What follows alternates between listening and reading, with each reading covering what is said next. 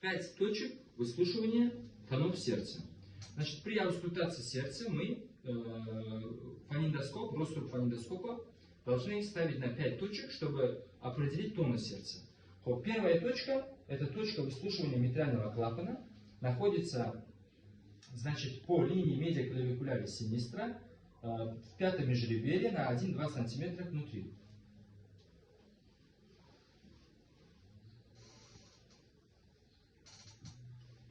Значит, выслушивается митральный клапан, лучше выслушивается первый тон.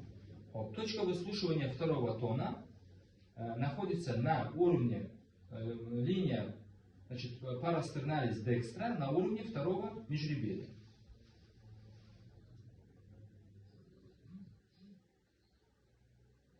Значит, здесь лучше выслушивается аортальный клапан. Точка выслушивания, значит, клапана легочного ствола находится, значит, напротив второй точки противоположной стороны на уровне второго межреберья по линии парастерналис синистра.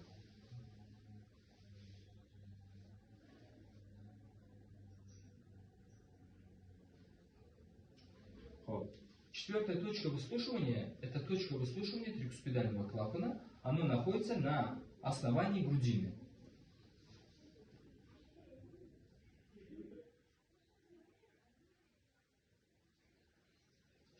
И дополнительная пятая точка выслушивания для аортального клапана, точка выслушивания аортального клапана, или иначе мы его называем точкой Боткина-Эрба, находится на, значит, уровне третьего межреберья по линии парастерналис синистра.